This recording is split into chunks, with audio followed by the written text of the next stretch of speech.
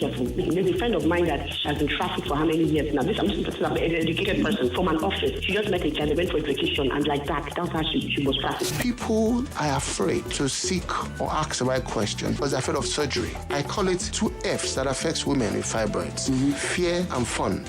When you have a child less than 12 years, as a househelp, it's child trafficking already. Of course. Child trafficking. So you shouldn't have a househelp that is less than 12 years.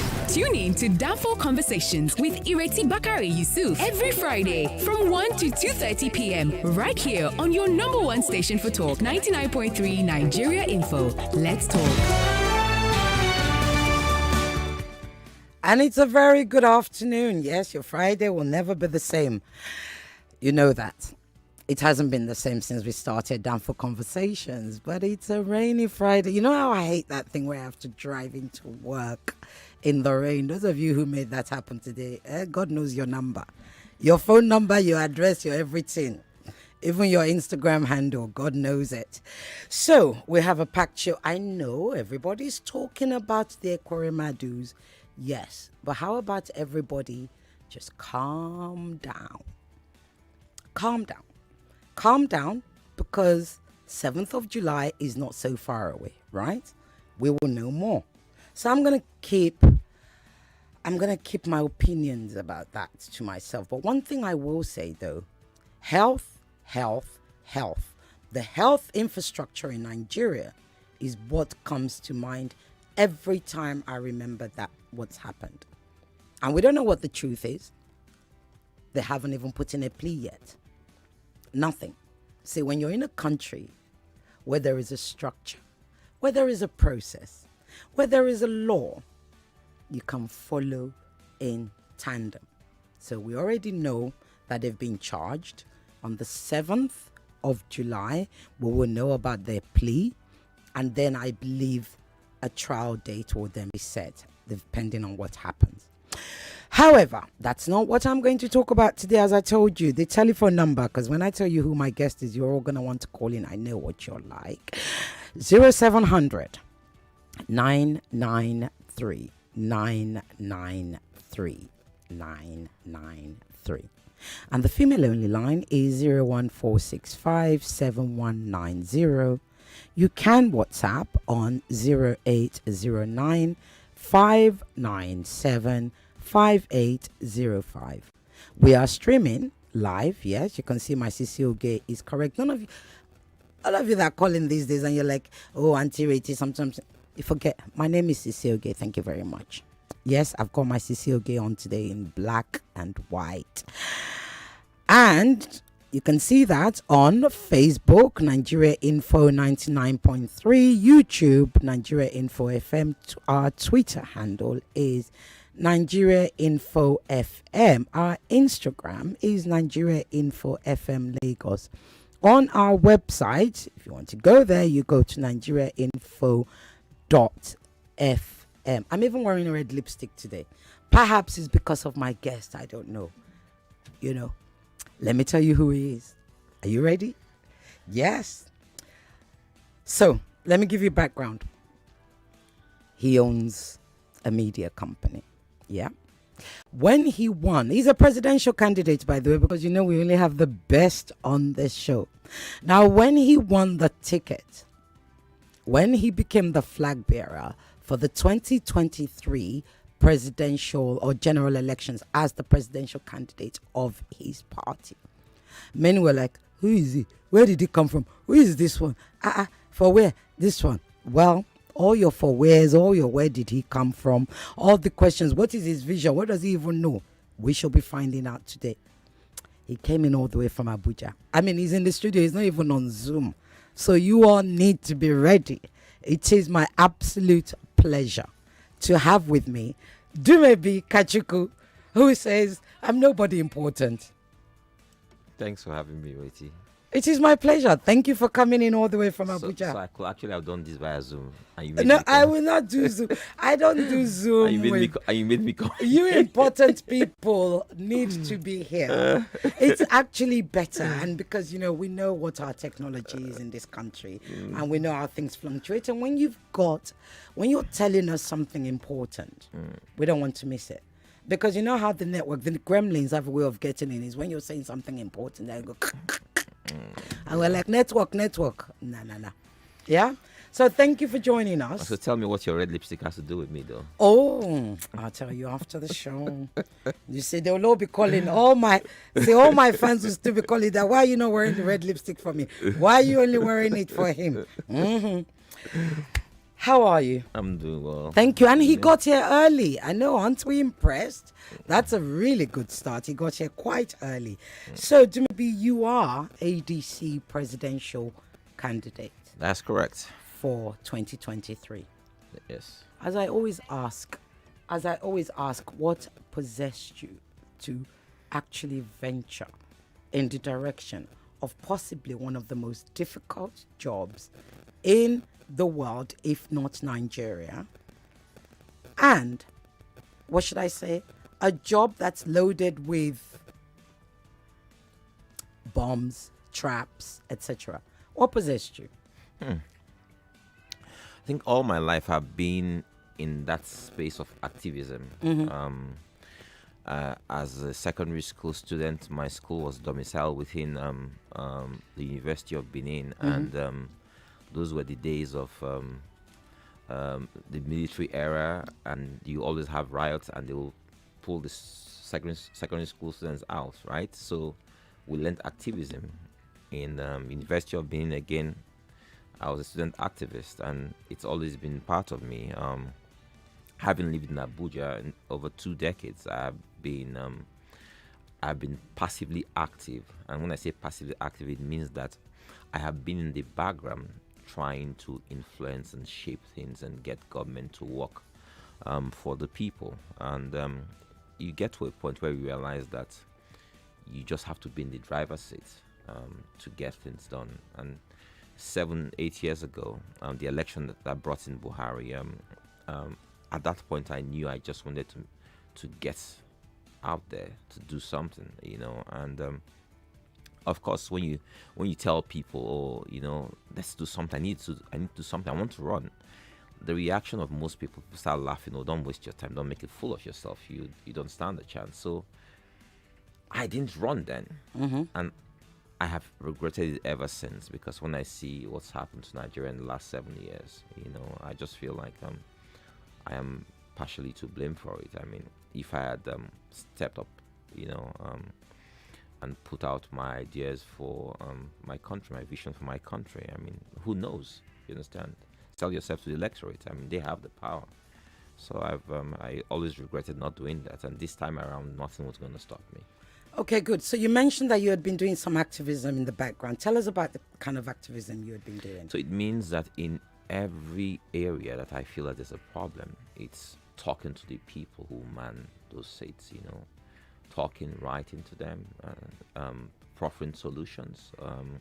In some areas, my company or companies are involved in sectors that are not performing well, and you're proffering solutions to say this is what's going to happen. So be it in the area of healthcare, education, agriculture, fintech, what have you, security, there's really no sector we've not tried to address the problems that provided solutions that will kickstart those sectors or get government moving or make it. And how do you do that? So when you say we being my company, okay, my company. So so which brings me to what you are professionally aside of being a presidential candidate. I am a businessman. You are a businessman, yes, right? I am a businessman. Yes. In what? So I play. Sectors? I play in. I've done stuff healthcare.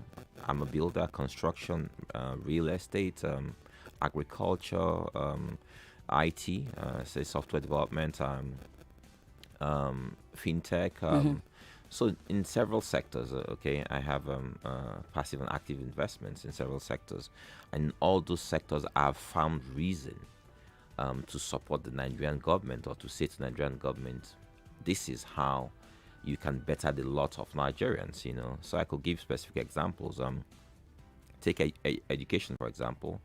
I have a JV company with the government called Netlink Broadband. We used to manage some assets of Nigecomsat, which is a Nigerian satellite company. and our job was to provide strategic advisory services and also solutions to government.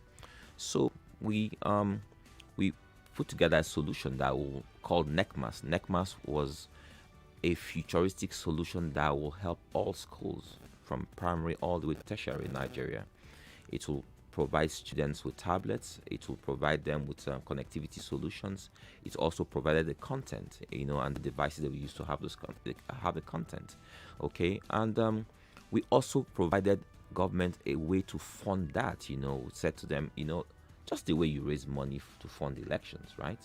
This is how you can do this, and put together this proposal. And again, no real interest there. No real interest. Yeah. Right. So we've got to talk about, there's an elephant in the room that I want to address. Right. So that was the controversy around the primaries that saw you win. Of course, the closest person to you was Kingsley Moghalu, right? Who clearly wasn't happy, who as a result of that loss has withdrawn from your party. Now, part of the accusations was that you paid delegates. Did you pay delegates? Absolutely not. Okay, so what do you think got you that win? It's very simple. As someone of faith, I will always say first and foremost God. So I give all glory to Him for the victory.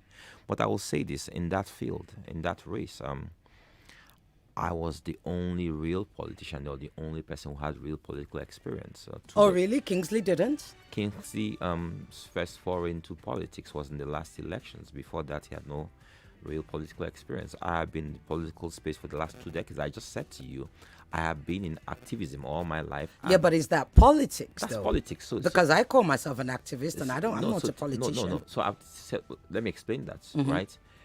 In being in the political space, I have been a part of a party system providing strategic advisory services for politics. Which party? Right? PDP, Okay. right? So I have understood how politics works.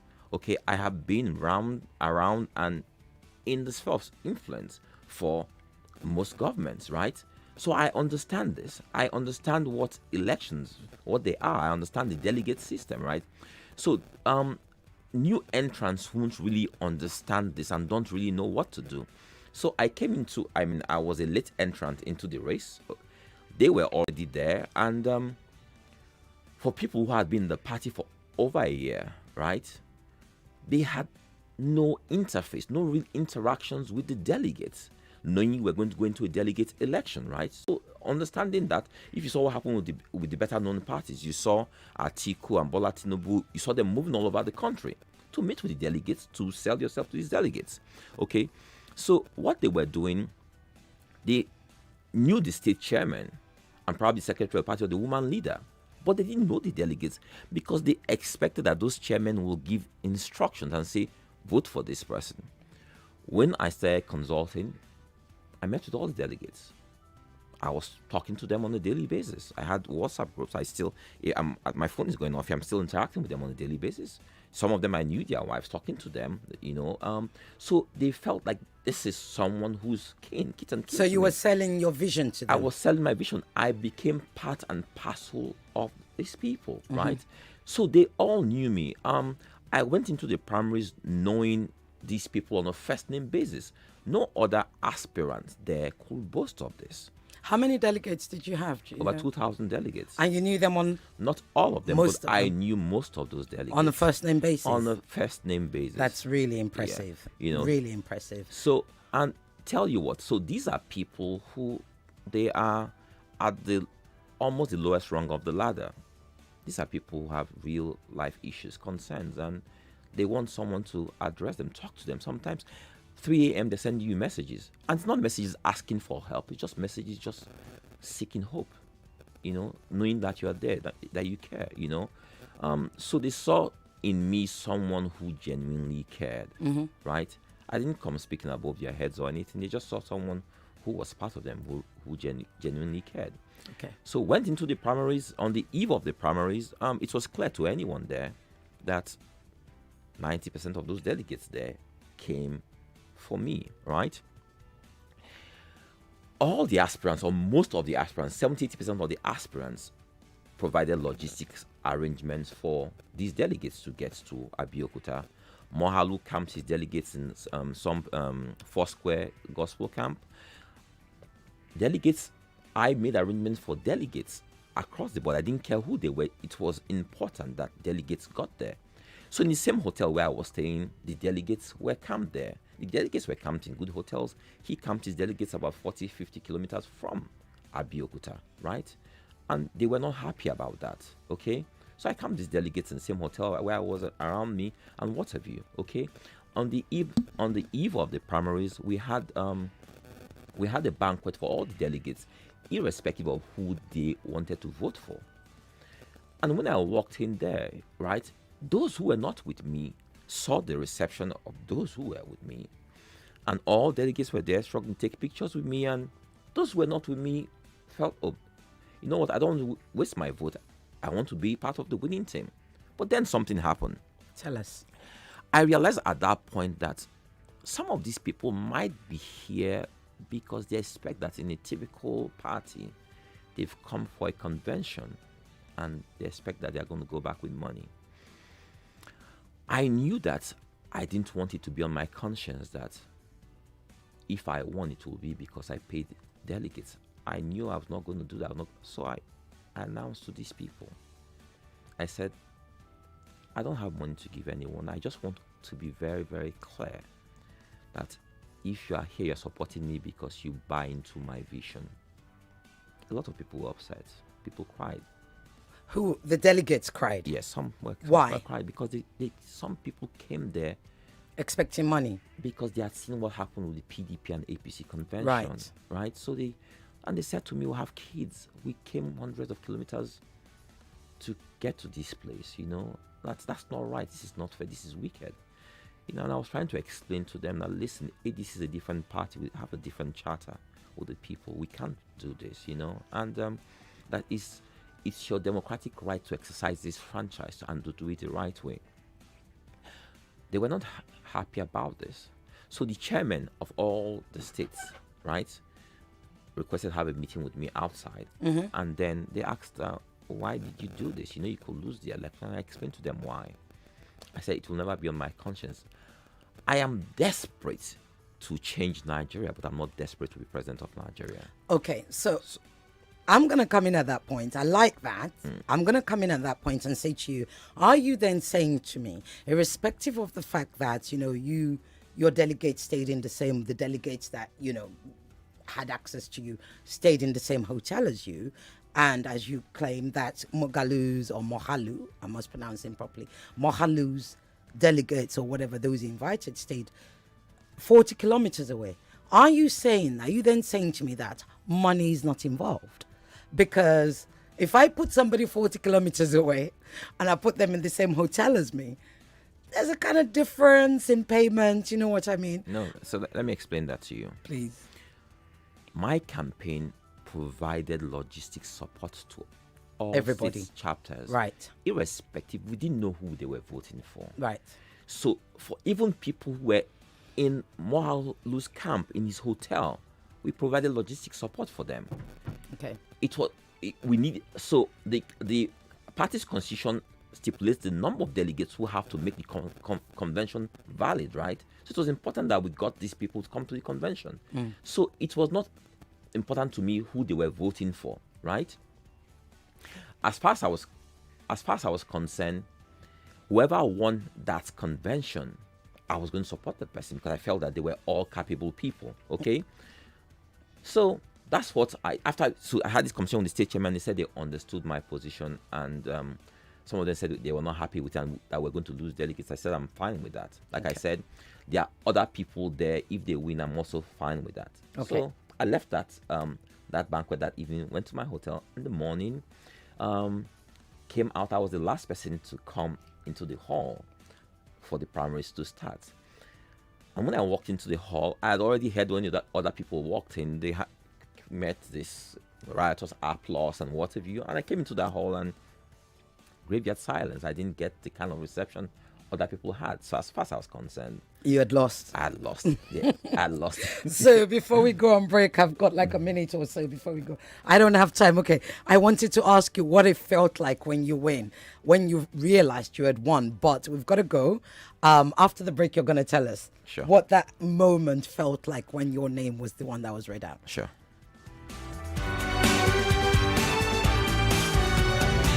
Downfall Conversations will be right back.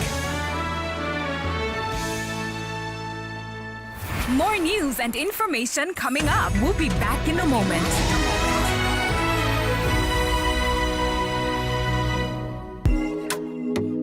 Hi, I'm Femi Obong-Daniels. For the last half dozen years of my media career, I've dedicated myself to raising an army, a big sport broadcast army, made up of individuals who've gone from being just fans of the game to giants of the sport broadcast landscape. It's been my pride, privilege, and honor, but my job is not done. Time to raise a new army, the next generation.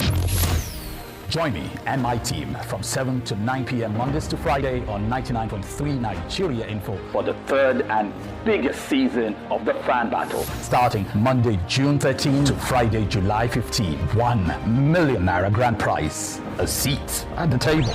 Catch the Fan Battle live on radio, also on the Nigeria Info app and our Facebook and YouTube live streams. For sponsorship support and advertising, call 0808 50 20 280 or 0809 303 1103. The Fan Battle Season 3. Let the battle begin. Plenty people they do business, but not be everybody mean business. The people wey mean business, they know they ever say no to money, cash, card, or even transfer. These kind ones, any business opportunity, then they grab up with them full chest. And then they chook eye only on top of this way make sense. Like a people, cash flow, and how every other thing take they complete. Not be say them only know what thing that they do. They know their numbers and the main business. With the number, you mean business. Enter our website will be www.number.com to take it for start. Alexis Galleries, in partnership with Child Lifeline, presents Recycled Matter, a group exhibition of works by Samuel Norom, Komboye Eugene, Yusuf Durodola, and Chukwemeka M. Osisiego. The venue, Alexis Galleries, 282 Akinyolugbade Street, off Idowu Martin Street, Victoria Island, Lagos. Opening date, June 11th, 2022. Time, 3 till 7 p.m. on the opening day, and 10 a.m. till 6 p.m. daily till June 25th, 2022. Proudly sponsored by Pepsi, Tiger, Indomie, Mikano, The Guardian, AMG Logistics, Hyatt Democool, UPS, Aina Blankson, Lost in the City, CobraNet, Art Cafe, Wazobia TV, Nigeria Info FM, and Rentakill Becca. You could be 4 debates away from 1 million naira. Good day, honorable judges, or ever attentive audience. That's the majority or co-debater. We've crowned 3 I Beg to Differ debate champions. My name is Dumebi Kachikwu. I'm Ruth Okocha. My name is Bakare-Yusuf. And if you want to be the 4th, in fact, it even gives you a new global perspective. The quest Since 1998 begins during the 2015 election. Now. The auditions for the next I Beg to Differ debate tournament are on. It's open to all secondary school students in Lagos, aged between 12 and 16. Just go to www.nigeriainfo.fm and click on I Beg to Differ and follow the instructions. Auditions close 3 p.m. July 12th, 2022.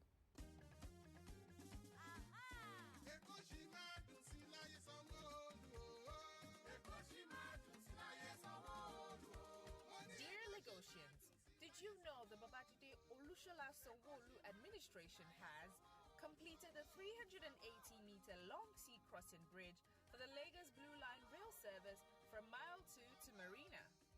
Flag off the construction of the Lagos Red Line mass track on April 15th, 2021, and work is progressing daily.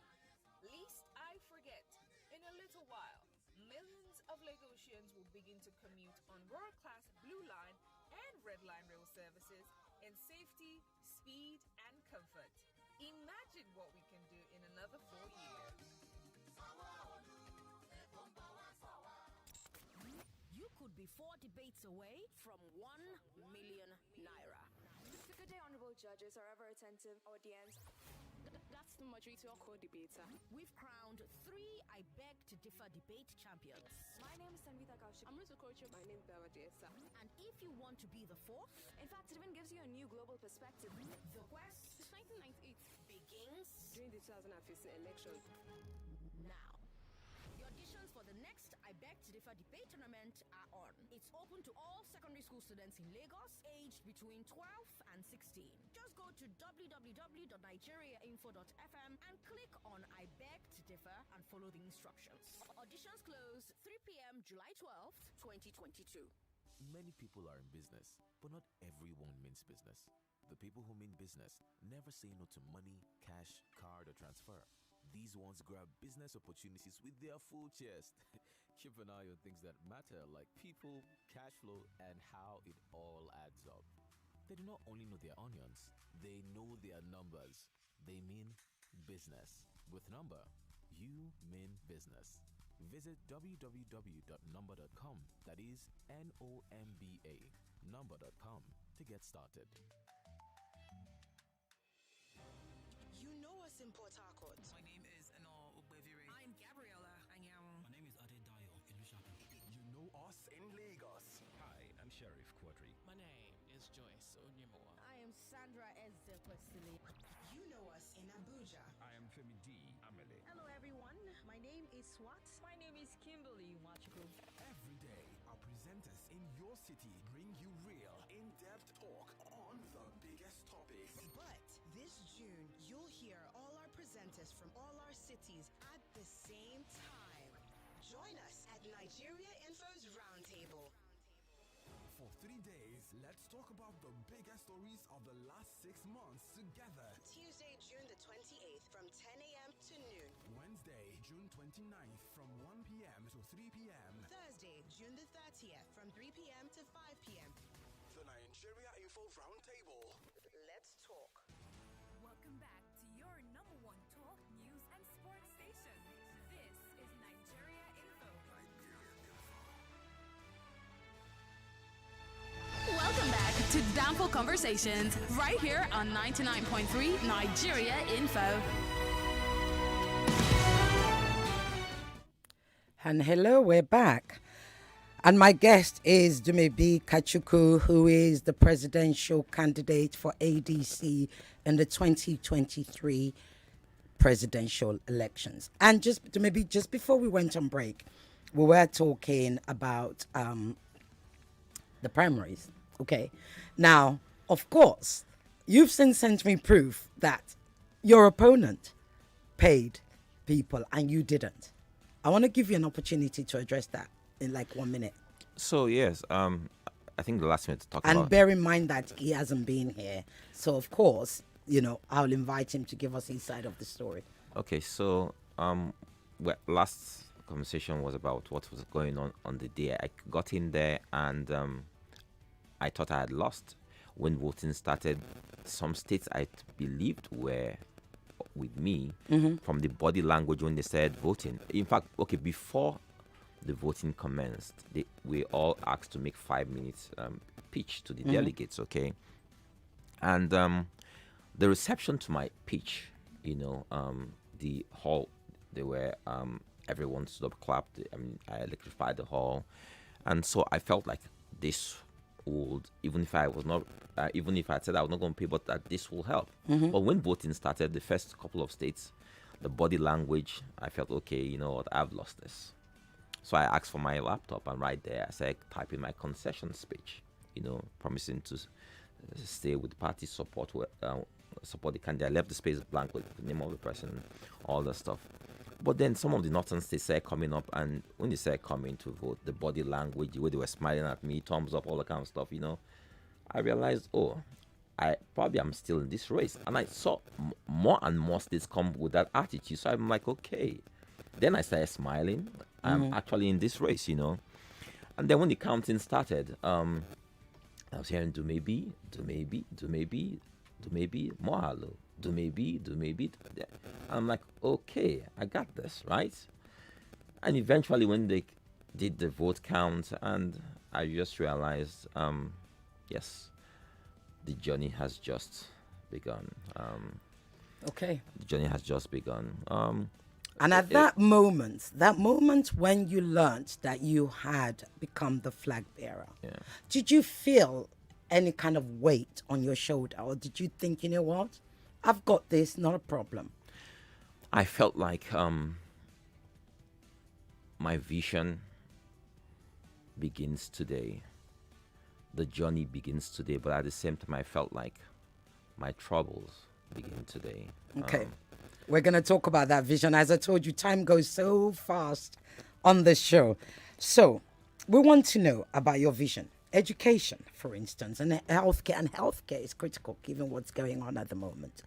How do you intend to fix the education, the healthcare, the infrastructure, the social and human infrastructure, should I say the social structure that impacts every Nigerian, irrespective of age or otherwise? How do you intend, what is your vision? How do you intend to actually strengthen, if not elevate that? Okay. Earlier on, I said to you that in several ways I have always passively, actively advocated for change. 2 years ago, I put out what I call the Nigerian Patriot Act.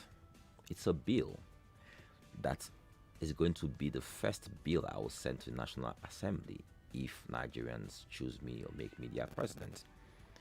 It's a simple bill. It's a bill that says we are all in this together. It's a bill that says that our problems should be common to all and not to a few. Our problems should not be just for the common man or the poor man. It's a bill that says if you're a public servant, civil servant, if you are the director of a company that derives its operating license from the government, the following applies to you. You and your family will only use public hospitals, public schools. If you travel within Nigeria, you will travel by road unless it's an emergency. You won't have a generator in your house. You won't have a borehole in your house. And finally, it also says that security, right? Security protection is just for about 3 or 4 people. Those 3 or 4 people are who? Will be the president of the country, the vice president of the country, and the Senate president and the speaker. And so the number 4 citizens. Yes, citizens, right? Right. And for other people, unless there is a judicial requirement. So if there's a threat to life and what have you, okay, that will be a reason. And then you've got to go to a judge to get that. Okay, so herein lies the issue. So this bill sounds quite radical, right? So and that's the only way we can solve our right. problems. So you've got to travel by road. Your children can't go to school abroad, etc., etc. Would that work? No. But the question is, because when we say these things, I think sometimes because we're not in power, it's easy for us to actually state these things. Now, you have children. Would you subscribe to that? Tell you what, don't serve if you don't want to serve. So it applies to those in service. Don't serve. Don't take up public office if you don't want to move Nigeria forward. I was bettered into a Nigeria and I saw these problems. I've lived these problems. I've seen the problems get worse, and my children are about to inherit these problems, and I choose to say no. The only way we can stop this is to have a radical departure, a radical approach.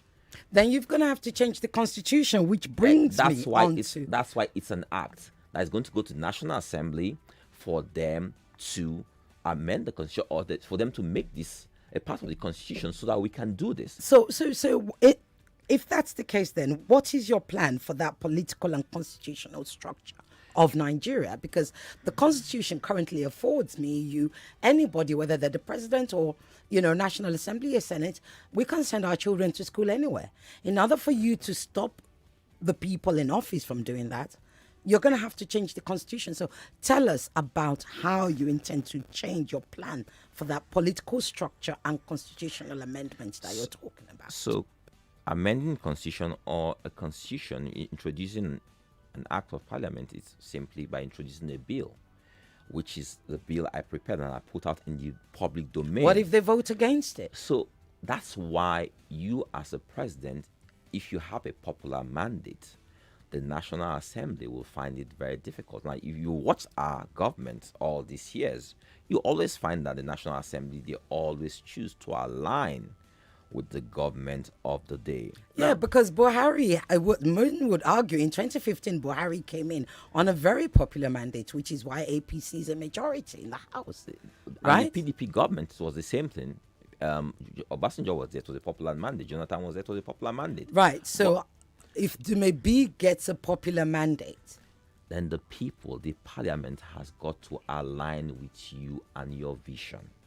That's why a popular mandate is important. Okay? If we don't have a radical approach in Nigeria that sees us supporting the weak, the poor, the elderly, we are going to wake up one day. I drove from the airport into Lagos Island yesterday. You wake up one day, you're driving, and anarchy starts at that moment, just like what happened with NSAS, right? And you saw people who were affected, who were caught in that, innocent people. It just happens one day because the level of poverty is increasing astronomically in Nigeria. It's getting worse, right?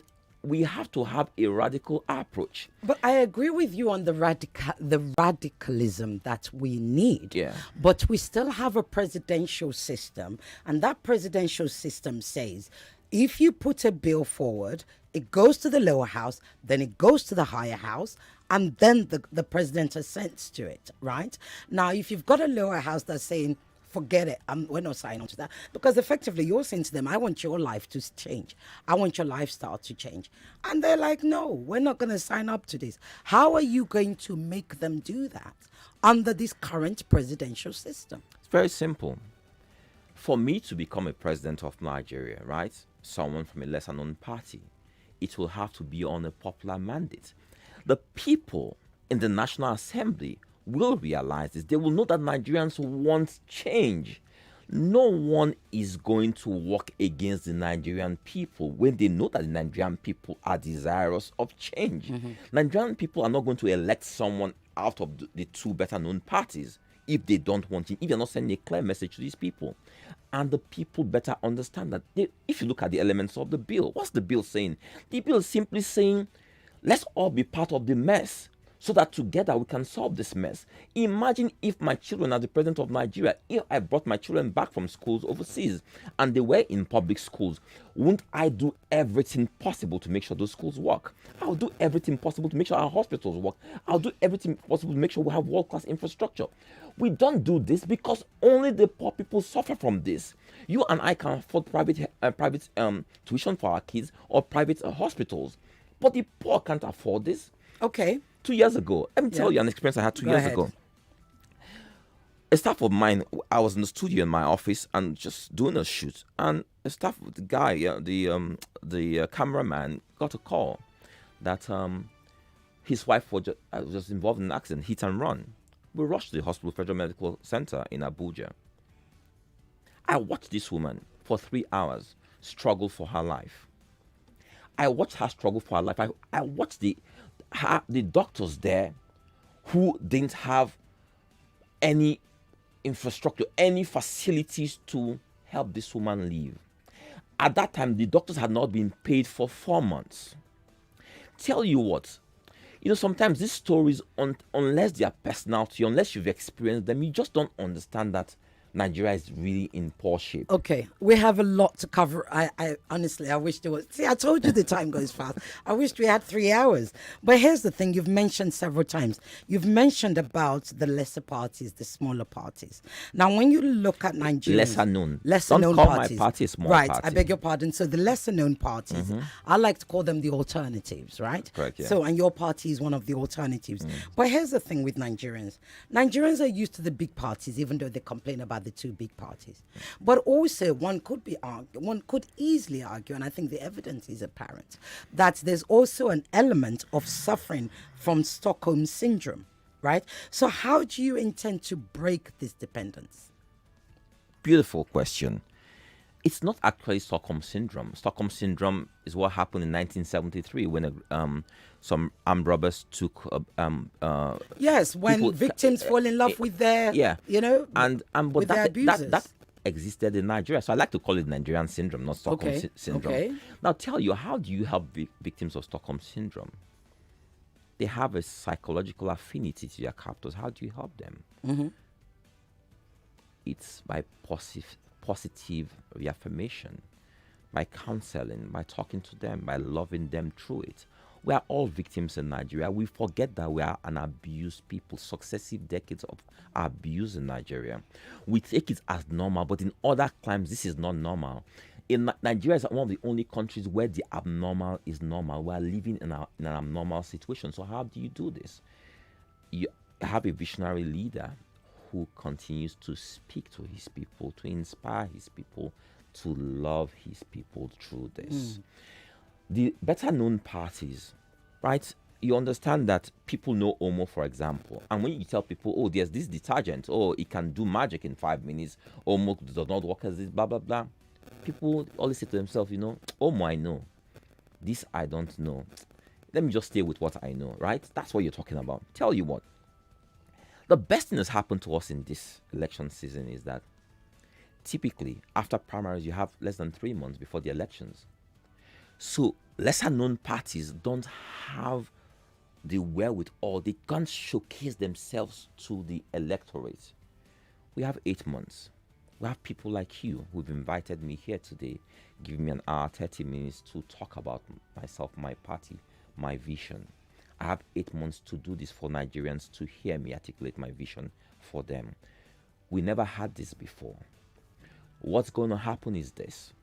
Nigerians will watch a process of refining these candidates. Will watch these candidates show themselves and they will know who is who. I'm glad you bring up that as 8 months, because 8 months, in 8 months' time, look, let me read that. I know there's WhatsApp messages coming in already.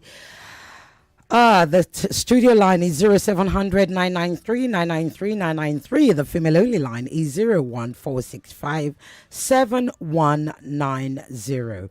WhatsApp is 0809 597 5805. We are live streaming on Facebook, Nigeria Info 99.3, on YouTube, Nigeria Info FM.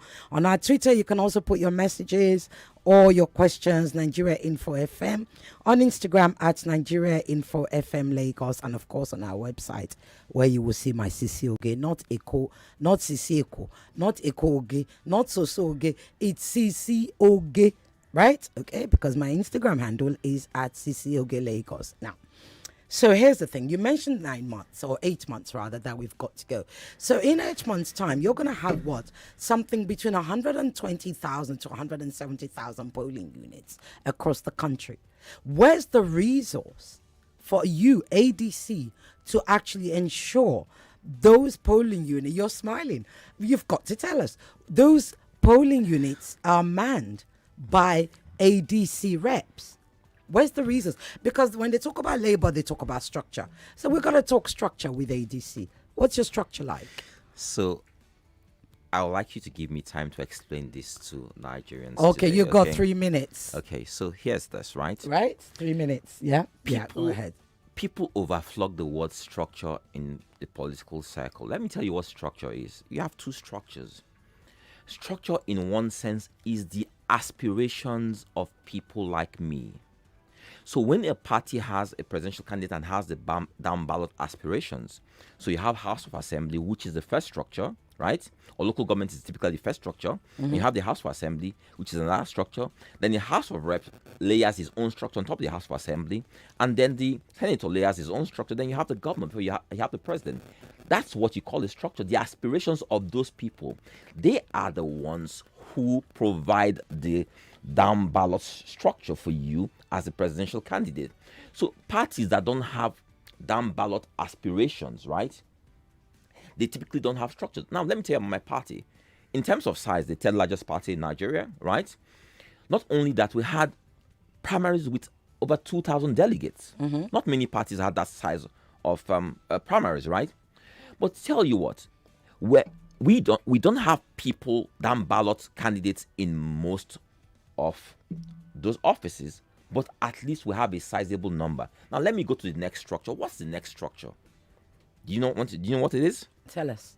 You. Okay. You are my structure. Nigerians. That's the biggest structure, the most powerful structure, the electorate. People never realize this. So when you have the electorate who queue behind the candidate, what do? They volunteer. They are agents. They man those polling units. There's no system in the world where you have a party that has 100,000, a million agents and what have you. It's volunteers that make those agents. When Obama was campaigning, I went with him on some of those campaign stops. Why was I going there? Not because I was part of his team or anything. I was going as somebody who needed to hear from a visionary leader his plans for me as a resident of this country. I needed to hear his vision, and I bought into his vision, and I was willing to do anything to support that vision. That's what volunteers do. So you're saying you're going to have, you intend to recruit, or you already have enough volunteers? I'm talking 100, I think it's even 170. I am, because I believe some were added. Hear me and hear me loud and clear. Go ahead. Hear me loud and clear. Don't let anyone hoodwink you or deceive you. Nigerians are the electorate who will man those polling units, who are going to volunteer to man those polling units for us to ensure that they get these people out. Okay. Understand that. Don't let anybody tell you anything else. I've been part of this system, part of this process, and provided strategy to a strong party through this process. And I'm telling you this, we know this. PDP, you think PDP has that number of people? It's about people who volunteer. So candidates, you know what candidates do? Candidates, the down ballot candidates will select people and say, I nominate you as my agent, as my polling agent. That's what happens. Okay? So don't worry about that. Okay. Right? Before we go on break, and I didn't hear you say, are you going to be my agent? I can't be. I am a neutral. It's my job. I can't even say who I'm going to vote for. What do you mean, are you neutral? You can't be is neutral. My job. My job as a citizen, my citizenship is separate to my job as a broadcaster. Mine is to bring I am a broadcaster. I'm a broadcaster running for office. But you're also. I'm not running for office. It's your patriotic duty to support a candidate. To vote the candidate. I will vote. I always vote. Okay, I'm asking. But I'm not going to say. I'm asking for your vote now. But I can't say. I absolutely cannot say. Okay, tell me after the show. Perhaps. Okay. Perhaps. So here's the thing. I've had a question earlier on that came on. Look, the lines are going crazy. I know you people are ready. You want to talk to him and you will talk to him. But I had a question earlier on that said, are you related to Kachikwu, the former Minister of Petroleum? Is that correct? Yes, I am. Right, here we go. Yeah, former Minister of Petroleum, Dumebi Kachikwu, you are. Right, so talking about that now, since you are related to him, I'd like to know very quickly, I think in like 30 seconds, we currently have all these petrol strikes. Part of your vision is to give us a better life. How do you infect to subsidy or not to subsidy? And if you are going to remove subsidy, how are you going to do that without making sure, or without all of us suffering and being, on our knees? So tell you something. Tell me. You might not know. I travel across this country a lot, right? Mm-hmm. The price you pay for petroleum here in Lagos is not what people in other parts pay. Yes, that's true. And this has been going on for a very long time, for decades. And there's still subsidy, though. And this is the thing. When you remove subsidy, what happens? What that means is that there's no real subsidy. Why should you be paying lower in Lagos than what people up north are paying? Well, some argue that is because Lagos is a landing point. So tell you what. So if there was real subsidy, right? The subsidy is not for you in Lagos. Subsidy is for those people there. Is to cover the transport cost and what have you, right? Mm-hmm. So it does not really exist. Mm-hmm. Subsidy is a corrupt scheme that benefits a few people. So you are going to remove subsidy? Is that what you're saying? Absolutely, yes. And I will take the money and I will reinvest it in social infrastructure that benefits all Nigerians. Okay, so you remove subsidy and the price of petrol goes up. Whether they're paying 200 naira in Kano and we're paying 170 in Lagos is neither here nor there. The fact of the matter is the price of petrol is going to go up across the country. which is going to cause a lot of people You are pain. paying 800 naira a liter for diesel today. Yeah, but not everybody uses diesel. The masses don't use diesel. Tell you what, the economy of Nigeria is run on diesel. Understand that. The economy is, but the ordinary people, the majority, don't use diesel. No, I want you to understand that the economy of Nigeria is built on the middle class, like all economies in the world. The middle class now are paying 800 naira a liter for diesel, wiping out most of the middle class. So what do we have to do, right? If we take out subsidy and invest the money in social infrastructure, light rail system, like they're planning to do in Lagos, mass transit system, where you have buses and what have you all over the country, where people are paying lower fares for transportation than what they're even paying now. The masses get the benefit of paying lower transport fares, right? So that is how they get subsidy, real subsidy, not subsidy that goes into the hands of briefcase billionaires, right? So that is what we must do. We must take that money and use it for social infrastructure, hospitals, roads, light rail system. That's what we must do. After the break, I'm going to open up the lines. They all want to talk to you. I've got messages everywhere. You're going to stay with us, right? Sure. Thank you, Dumebi. Could be 4 debates away from 1 million naira. Good day, honorable judges, are ever attentive audience. That's the majority of co-debater. We've crowned 3 I Beg to Differ debate champions. My name is Dumebi Kachikwu. I'm Ruth Coach. My name is Bakare-Yusuf. And if you want to be the 4th, in fact, it even gives you a new global perspective. The quest Since 1998 begins during the 2015 election. now. The auditions for the next I Beg to Differ debate tournament are on. It's open to all secondary school students in Lagos aged between 12 and 16. Just go to www.nigeriainfo.fm and click on I Beg to Differ and follow the instructions. Auditions close 3 p.m. July 12th, 2022. We're back. We're back. We're back. We're back. We are back. We're back on 99.3 Nigeria Info. Entertainment, news, and current affairs right on the app. 99.3 Nigeria Info. Let's talk. 99.3 Nigeria Info. Let's talk. This is an infomercial.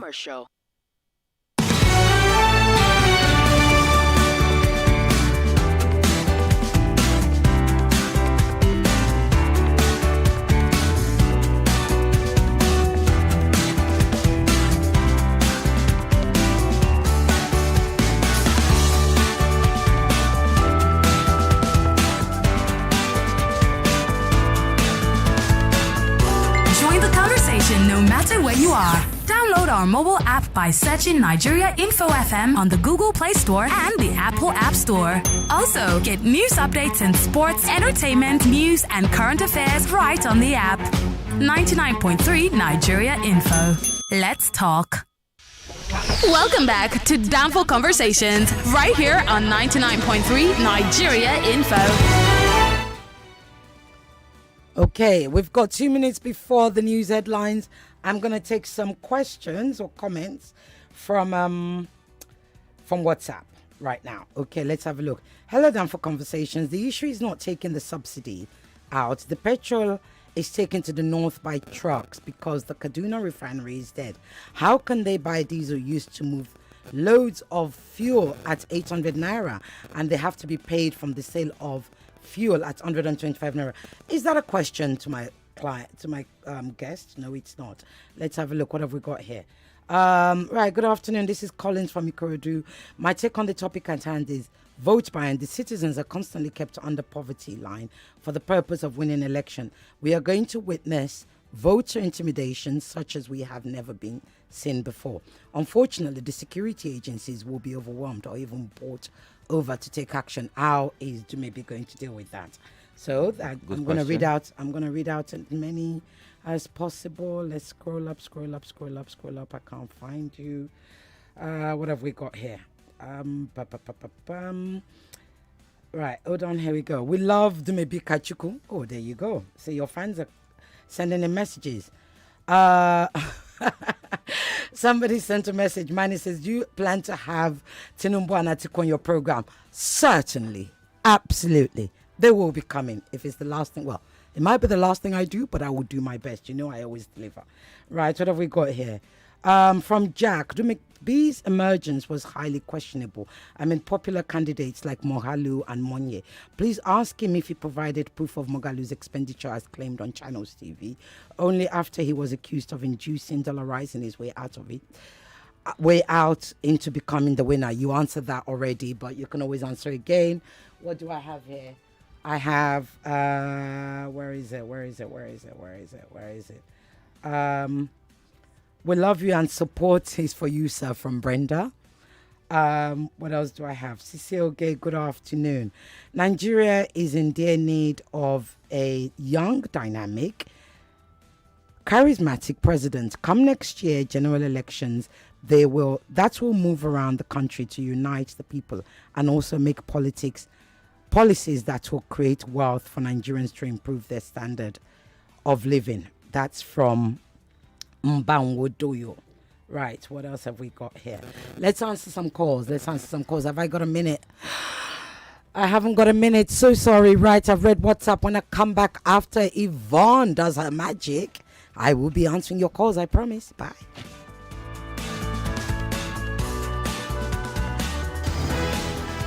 It's 2 o'clock. The headline news on 99.3 Nigeria Info. 99.3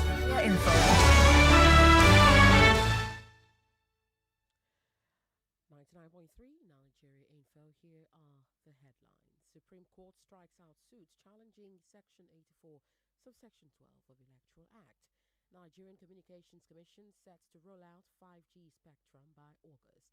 ABC inaugurates 86-member National Campaign Council, boost of retain Osun governorship poll. Lagos launches floating clinic for emergency and medical outreach services along inland waterways, while Sanwo-Olu says Lagos education budget is bigger than some states' yearly budgets.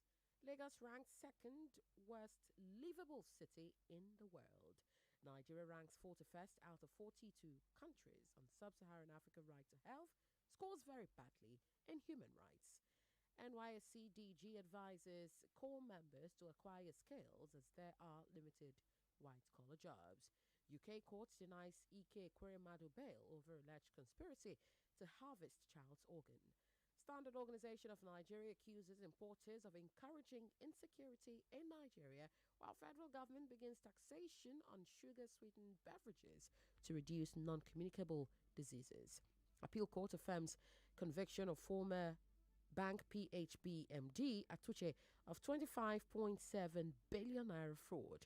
On the foreign scene, DR Congo President's ex-aide Vital Kamerhe acquitted of graft. Damning Zondo Commission report exposes rampant corruption in South Africa. U.S. Senate passes first gun control bill in decades. In sports, Arsenal closes in on Man City's Jesus in latest transfer window.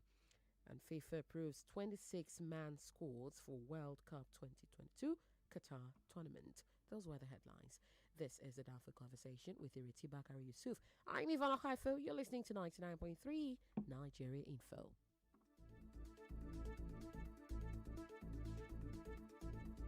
Join the conversation no matter where you are. Download our mobile app by searching Nigeria Info FM on the Google Play Store and the Apple App Store. Also, get news updates in sports, entertainment, news, and current affairs right on the app.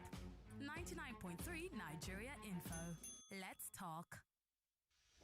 Welcome back to Danfo Conversations, right here on 99.3 Nigeria Info. Okay, we're back. I've got so many questions on WhatsApp, but first of all, let's answer a call. Hello? You've got to not snooze today. Hello? Good afternoon. Good afternoon. What's your name and where are you calling from? Yeah, my first lady, my darling, how are you today? I'm very well, thank you. How are you? I don't like that. AB from Songo. I don't like that. AB from Songo. You have Dumebi Kachikwu in the studio. Do you have a question for him? Number one, I want to ask him. Now he said it's related to the Ibe Kachikwu. Yes. Yes. The man told us that when he was a minister, he told us that if by 2019, that all the four refineries will be working. Today, this is 2022 before he left office, we never see one single refinery working. That is number one. That is an investment on that same family. Number two, I also want to remind him that himself as a now contesting an election, does not have any local government experience, does not have any government experience, not even to talk of government experience. So what is it going to bring when he's not a governor, he has not been a governor? What is it going to bring on board? Thank you. Thank you. Then number three. Oh, quickly, you have three? You need to hurry up. I want to also say, please, I'm sorry. I want to also say that, you see, I would have loved him to join the Peter Obi so that they will now come together and team up and do something better. Okay. That is my own solution. Thank you. Thank you so much. You'll answer those questions. Hello. Hello. Good morning. Good afternoon. Good afternoon. What's your name and where are you calling from? My name is Dumebi. I'm calling from Ikotu. Good afternoon, Dumebi. Good afternoon. Go ahead. He can hear you. What's your question? Because I'm a student, I'm concerned about us. What is he going to do about us? Because the president is telling us that he doesn't know where he's going to, but nobody's going to borrow them. So how is he going to make sure that it's 4 years of 8 years of his 8 years so that we're not going to go on strike again? Thank you. How is he going to? Okay. Thank you. That's an excellent one. Thank you so much. Hello. Hello. Okay, I'm going to go. Don't snooze today, people. We don't have much time. Yes, I know. Right, let me look at this. Good afternoon, Dan for Conversations. What will he do about building new refineries in Nigeria? Because as far as this is not done, we can't get out of subsidy. That's from David. Whatever, so go ahead. Sisioge, good afternoon. Nigeria is in their need of a young, dynamic, I think I've read that, charismatic, come next year, yada, yada, yeah. What else have I got here? Down for Conversations, right. Sisioge, truth be told, your guest there is relatively unknown. I bet you he will go nowhere. Flatterers will come up to do what they know best to deceive him. It would have been advisable for him to make himself known closer to the masses than the environment he's in now. He's just going to waste his resources. What a pity. AAA from Mujo. But how do you know that? Now, you all complain that you've had enough of the two big parties. And now you have an alternative and you're saying you shouldn't have bothered. Perhaps you shouldn't have bothered with that message. I don't know. Just suggesting, as they say on social media, hashtag just saying. Right, what have we got here? Please, has Kachikwu contested an election in his local government or state before? There you go, Ibe. That's a question for you. We love you. We cherish you for your ambition. But I fear my family will remain obedient. That's from Moses. Deji from Ikeja says, good afternoon, Sisioge and Mr. Kachikwu. Please, what is Mr. Kachikwu's take on restructuring? Does he have any plan to restructure? Don't worry, I'll give you time to answer all of those. To maybe might be one syllable answers. Right, what do we have here? Good day, my amiable Sisioge of Lagos. Good day to you. Thank you for calling my full title. I'm enjoying this guest a lot. He sounds so eloquent, brilliant, and outspoken. These are the kind of guys we need at the helm of affairs. My question is, of being elected. My question is of being elected come 2023. Will he work with young people? Secondly, will he bring to justice all those who have plunged Nigeria into this big mess we're in? Lastly, what percentage will you give to women in your candidates? That's from Dean Edozie Naji. Right, let me give you 5 minutes to answer all of those. That's good. We're running out of time. I know it goes crazy. I can't answer all those questions. Oh, you can do the justice best in 5 minutes. The guy that spoke said that about your brother. About my brother. Let me make very clear that my brother was the GMD of NNPC and Minister of State of Petroleum. I'm not his media aide. I don't speak for APC. He served under an APC government, right? But I do know that those in the industry will tell you that they have not seen anyone perform at his level in that industry. You also have to realize that people perform within a government, and you have limitations within government. So that's my response to you on that. And when you talk, there's this notion that some Nigerians have. It's a totally misguided notion when people say that, oh, you need to have local government experience, then you need to go to House of Assembly and House of Reps and what have you. Let me ask you a question. Hear me loud and clear. So these people who have been in local government, House of Assembly, House of Reps, Senate, and what have you, in the last 2 decades of our democratic experience, failed experience thoroughly. And so it's these same people who have failed you thoroughly that you believe they have the experience that you need to run your country. That's really sad. You guys need to open your eyes. Ireti said this earlier when she talked about the Stockholm syndrome. That's what's affecting a lot of us. The affinity to our captors, people who have put us under, subdued us for decades. We still believe that they are the best people. Go read up Stockholm syndrome and you understand what's happening to you right now. ASU strike. In terms of ASU strike, when I spoke earlier on about the Nigerian Patriot Act, right? If you have an act like that in place where everyone is equal, where everyone shares in the suffering, where the kids of the president, the ministers, the governors, everyone, where their kids are at home also suffering the strike, where these teachers, the lecturers, their kids are also at home, trust me, all strikes will be resolved same day. If we are... But the thing with the ASU strike is, what is it, 290 billion or something? Tell you something, right? They are not funded because they have no real skin in the game. Understand this. But this is an agreement that was broken, that's been there since Abacha's days? That's what I'm trying to say to you, that they will not fund education. Education is not paramount to them because their kids don't school here. So how are you going to pay ASU? So what I'm trying to say to you is that if I am president and I put this bill to work for Nigerians and my kids are schooling within Nigeria, in Nigerian schools, do you think I won't fund the system? That money's got to come from somewhere. But tell you what, let me tell you about my vision, right?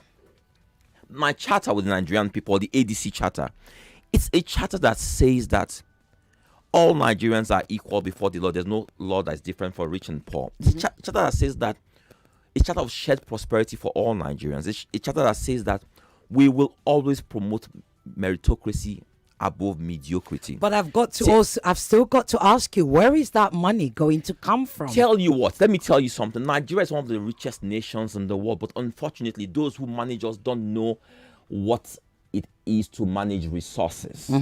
You see the caller who talked about someone in local government, and you see these people, that's their experience, managing local government and just sharing money. They've never managed a business. Managing a business means that you are taking an asset or taking something that's a non-asset and turn it into a profitable asset. Okay. That's so in Nigeria, tell you what, right? The Nigerian people are my assets. I have 40 to 50 million people who are unemployed. My job as president of Nigeria is to provide jobs for these people. If these people are adequately employed, can you imagine if those people are paying 5,000 naira a month as taxes? Do you know what that will do for our poor in Nigeria? Can you imagine if Nigerians were given shared infrastructure across the board all over Nigeria for them to be able to sell their services? You have people who are graduated. Shared infrastructure, that's free internet. I'm telling you, just imagine. These guys, do you know what they think infrastructure is? They build bridges and highways that lead nowhere. They take loans to build highways, bridges that lead nowhere. But not understanding that the highway of today and the future is good broadband. Broadband is a right, not a privilege. If people, these young kids, if they had broadband, someone can be in his house and selling architectural services to Vietnam, to the US. He can sell any services whatsoever, but these guys can't even afford broadband. We have so much to cover. Gosh. Do you know that these guys don't have a clue as to what's happening in the world today? That's why Nigerian government banned Twitter. Do you know the challenge with these people not knowing, not able to speak the language of the modern world of these kids? They have a huge disconnect with us. They don't know who we are. I've got to stop you there. The lines are going crazy. You have charged. Hello. Say good afternoon. Good afternoon. You get 30 seconds. Very quickly. We have no time. Okay. This is Pastor Ladipo calling from Orilegum. Okay, go ahead, Pastor. I maybe personally, and I know his ability, I know he has created employment, but there is a question I would like to ask him. Go ahead. Please, how are they going to do with voters' inducement, knowing fully well that the regular politicians have impoverished the people to the point that on the day of election, they induce the people with something that is ridiculous to buy their votes. Okay. So what is his plan? Thank you, sir. Towards this area? Thank you, God sir. bless He will be Nigeria. answering that. Let me Can I- take more. You can. Sorry, let me just take more calls because honestly, it's going crazy. The WhatsApp is full, Twitter is full. Hello. Good afternoon. Good afternoon. What's your name and where are you calling from? Yeah, this is Francis from here. Francis, go ahead. Your question. You have 30 seconds. Yes, my greeting to your guest. His name is Dumebi Kachikwu. He's the presidential candidate. All right. Now, there is this movement in every local council in Lagos State. I'm not trying to propaganda, but this is a new movement that is taking place now. What is the movement? You have The 30 movement- seconds. the I need to movement- rush you. The movement is that on the election day, if you cannot vote for a particular political party in Lagos, Mm-hmm. don't come out. Okay. So you That want is to know the- what that- he's going to do about that? How are we going to handle it? Okay. All right. Thank you. Thank you so much. Thank you. Right. Okay. So I'm going to give you 3 minutes to. I told you we're running out of time. It's crazy. Right. So talk to us about that voter inducement, It's and very, which is a bit very, like what very he simple, just said. Ireti. Go ahead. I was in Ekiti State a few days ago before the elections there, right? Mm-hmm. Driving from the airport, Akure Airport to Ekiti, I saw the worst road I've ever seen in my life. Okay? The worst roads. And Ondo State has the largest bitumen belt in Nigeria. You have some of the best laterites within those two states. And then you have rocks. Ekiti derives its name from Okiti, hills, right? And no infrastructure. They have the asset. They have what it takes to create infrastructure. They didn't have infrastructure. Mm-hmm. The people were teasing and laughing that the mainstay of the Ekiti economy is vulcanizers, because all their cars, the tires bust every second, and then that's how they make money. But tell you what, I went there. I saw that the people liked my candidate, right? I saw they liked my candidate, but guess what? On election day, they took money and voted for the APC guy. So here's what. As a candidate of ADC, I have 8 months. I'm a young guy. I'm going to go to every part of Nigeria. I will take every interview. I will let every Nigerian know. Take that money. It's your money. Take the money. Vote the right candidate. Right. I will advocate. I will encourage everyone to advocate. I will set up WhatsApp groups. I'm encouraging people to set up WhatsApp groups, all sorts of support groups. Tell people, because they know the only way they can rig elections now is induce voters. Okay. Take the money. It's your money. No one has earned any legitimate money to induce voters. If you earn your money legitimately, you will never buy voters. I'm never going to do that. But I will tell you a vision of shared prosperity. I will tell you what I will do for you. You will get if I'm the president. So take the money. That's what I tell. That's what I'm going to tell those voters.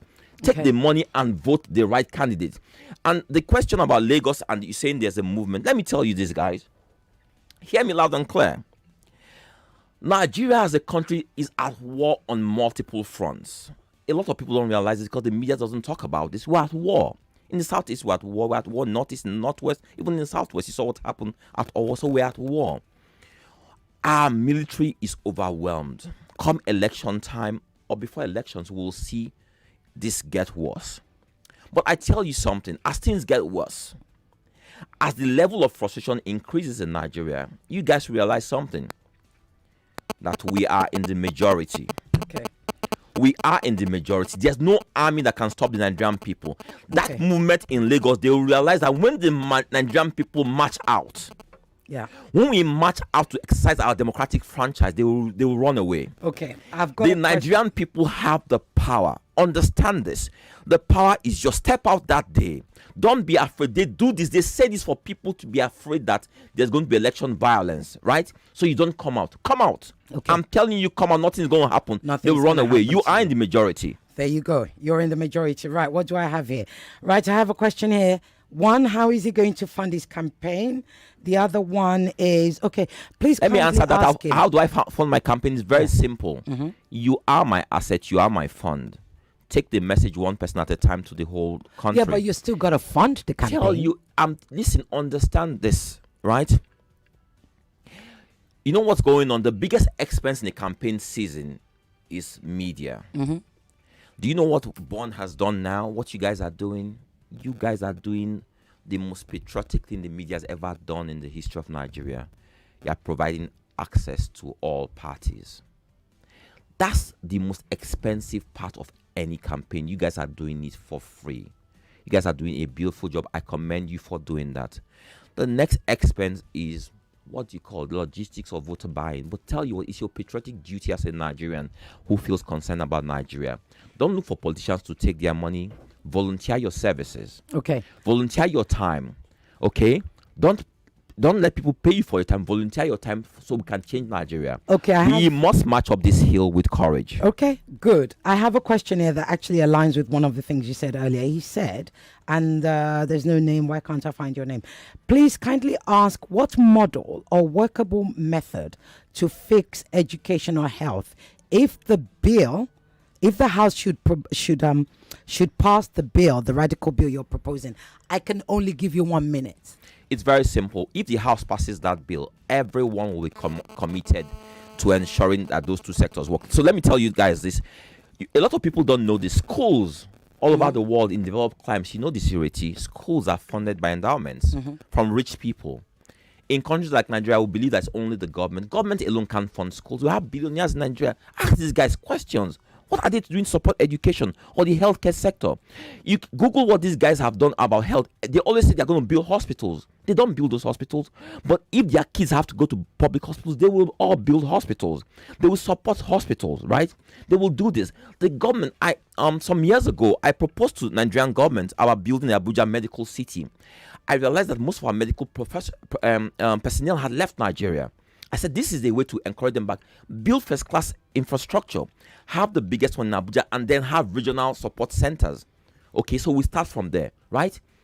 And this didn't happen. I even brought funding for the government for this. But tell you what, again, okay, on serious people. Yeah, we have unserious people. We need to start bringing in serious people to man the affairs of Nigeria. Okay, so there's a recent controversy. That's the other elephant in the room. There's a recent controversy to do with you about tax evasion. What is it? $22.1 million tax Not evasion also. 22.1 No, I said 2.1. Okay, 2.1 million tax evasion in the US. I have heard you address that on TV. I want to give you an opportunity to tell us, one, is there such a thing? Two, what are you going to do about it? And if there isn't such a thing, where did it come from? So tell you what, guys, it's very simple. First of all, you guys should be glad that you have a young candidate who has a tax assessment of $2 million. Okay, I would like. We should. Oh yeah. Okay. You have a young candidate who has a tax assessment of $2 million. That speaks. So do you? That speaks to a lot of money. That speaks to what? And that speaks to the fact that you also are being assessed taxes in a structured environment. So are you worth that kind of money? Listen to me.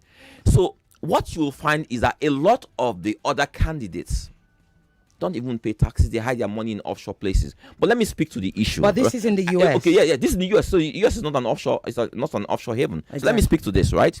Several years ago, I was assessed an additional taxes of almost $9 million to $10 million. Assessed additional taxes to what I had paid. It was not a case of tax evasion. It's a case of being assessed additional taxes. Right. I reduced this to $2 million, right? And in reducing it as part of the tax process, right? You accept the taxes. Let them enter a default judgment. And the next thing, if a default judgment is entered, you're talking now about collection. In the area of collection, you then go and negotiate it further. That's simply what's happening. You'll never take a case of tax evasion. But let me let you know where this came from. A week ago, we heard that one of the sore losers in my primaries was about to do this. They sent us the documents. We knew what was going to happen. Of course, I know that there's no such thing. And something else they put out there was a case of tax evasion that had been indicted before. No. Are we going to sell your assets? What is going to happen? And they negotiate with you, right? So typically what will happen is that you assess $2 million. You can get away with paying just 10-20% of that. That's a typical tax strategy or in any tax, even in Nigeria. Right? So these guys made a big song and dance about it just for political purposes. But let me say this to you guys, right? Please go ahead. let me say this to the sore losers out there. Understand this: for every time you give me publicity over an issue, you are giving me free publicity. You're letting Nigerians know me, and I thank you guys for this. You're letting me stay here. People talk about me and what have you, and I need to be known all over Nigeria. So I thank you guys for this. But I tell you what, right? Go ahead. I am here for the serious business of solving the problems of the average day Nigerian. Like I said earlier, I have a vision of shared prosperity. I have a vision that says that we need to make Nigeria work for everyone. Mm-hmm. As a candidate, where I've walked 1,000 steps in Nigeria, I could have done 1,000,000 steps if my country. We've got to go. If my country works guy for is me. chasing us. Guys, I'm the candidate who will tell you I love you guys, and I'm here for you to fight for you every day. I will fight for you every single day as president of Nigeria. Thank you. Thank you. Will you come back when campaign starts properly? Absolutely. Because we've got to have a richer conversation. If you're going to then. put on this red lipstick for me all the time, I'll be here. I promise the red lipstick will be on. Thank you so much, Dumebi. Thank you, Lagos. So many calls, so many messages.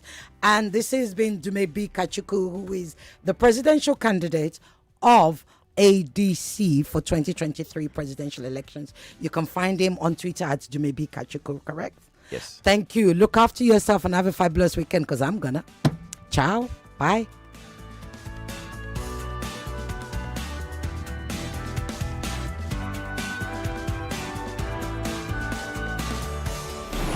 .3 Nigeria Info. We'll be right back.